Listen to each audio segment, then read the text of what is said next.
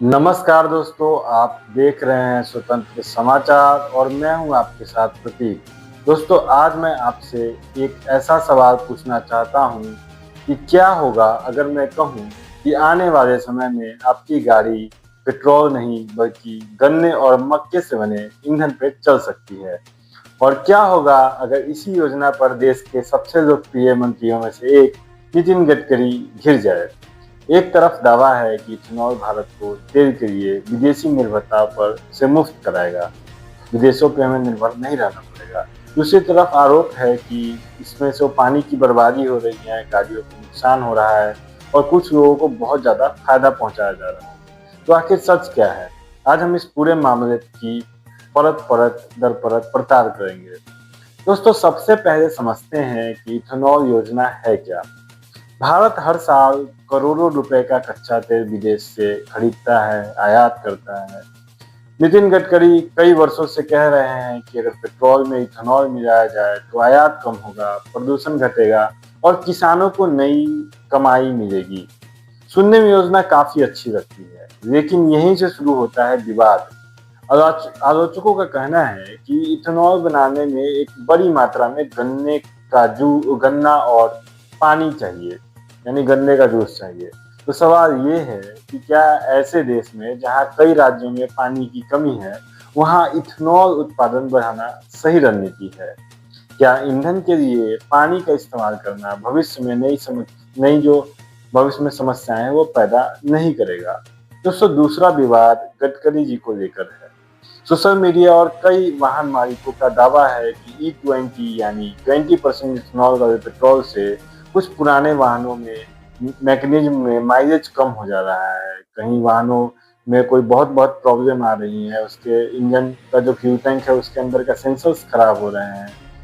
अब यहाँ एक आम आदमी का सवाल है कि अगर मैंने अपनी मेहनत से कमाई से 5 साल पहले कोई नई बाइक खरीदी थी, तो क्या मुझे नई तकलीफ का खर्च खुद उठाना पड़ेगा? नई जो तकनीक है उसका खर्च खुद उठाना पड़ेगा? क्या सरकार और कंपनी इसकी पूरी जिम्मेदारी लेगी? लेकिन दोस्तों, कहानी यहीं खत्म नहीं होती। अब आते हैं कि विवादित का जो इस पूरे मुद्दे का जो सबसे विवादित हिस्से के ऊपर। इस मुद्दे का सबसे विवादित हिस्सा ये है कि विपक्ष के कुछ नेताओं ने आरोप लगाया है कि इथेनॉल नीति से नितिन गडकरी के बेटों से जुड़ी कंपनियों को फायदा हुआ है। आरोप लगाने वालों का कहना है कि नीति लागू होने के बाद संबंधित कंपनियों की आय और कारोबार में तेज बढ़ोतरी हुई है। लेकिन दूसरी तरफ नितिन गडकरी ने इन सभी आरोपों को सिरे से खारिज कर दिया है।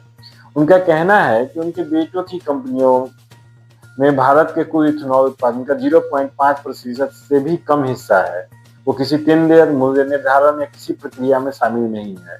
राजनीतिक अभियान की तरह उनके बेटे को फंसाया जा रहा है राजनीतिक अभियान के तहत। तो अब सवाल उठता है कि क्या ये वास्तव में हितों का टकराव है या फिर एक सफल नीति को बदनाम करने की कोशिश? फैसला आपका है। लेकिन दोस्तों, हमें दोनों पक्ष सुनने होंगे, क्योंकि लोकतंत्र में सवाल पूछना भी जरूरी है और बिना सबूत के किसी को दोषी ठहराना भी गलत है। अब जरा किसानों की तरफ देखते हैं। कई किसानी संगठनों और कृषि नेताओं का कहना है कि इथेनॉल नीति ने गन्ने किसानों को राहत दी है और चीनी उद्योग को सहारा मिला है। यानी एक तरफ वाहन मालिकों की चिंता तो दूसरी तरफ किसानों की उम्मीद और बीच में सरकार की ऊर्जा नीति। यही वजह है कि ये मुद्दा इतना बड़ा बन गया है।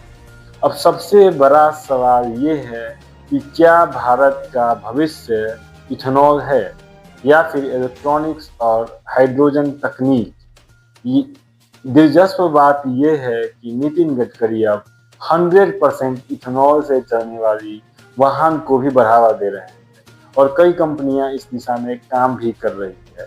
लेकिन जनता जानना चाहती है कि क्या इससे पेट्रोल सस्ता होगा, क्या इससे प्रदूषण कम होगा, क्या इससे पानी की समस्या नहीं बढ़ेगी और क्या इससे आदमी की जेब बची रहेगी, जेब पे असर पड़ेगा या नहीं?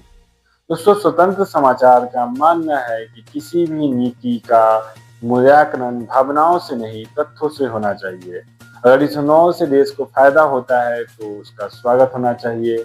अगर वहीं कहीं कमियां हैं तो उस पर खुलकर चर्चा होनी चाहिए। मंत्रियों की लोगों की बातों को मंत्रियों को सुनना चाहिए, क्योंकि सवाल किसी नेता का नहीं, देश का भविष्य का है। अब आप बताइए कि कमेंट बॉक्स में आप बताइए कि क्या इथेनॉल भारत का भविष्य बन सकता है, या सरकार को इस नीति पे फिर से विचार करना की जरूरत है। अपना राय कमेंट बॉक्स में जरूर बताएं। आपका राय हमारे लिए महत्वपूर्ण है। वीडियो पसंद आया तो लाइक करें। आप किसी प्लेटफॉर्म पे देख रहे हैं तो दोस्तों के साथ साझा करें, दोस्तों को भी वीडियो पहुंचाएं और हमारे पत्रकारिता को सपोर्ट करें। राष्ट्रहित, जनहित तथा निष्पक्ष पत्रकारिता के लिए स्वतंत्र समाचार को सब्सक्राइब करना मत भूलिए। जय हिंद, धन्यवाद।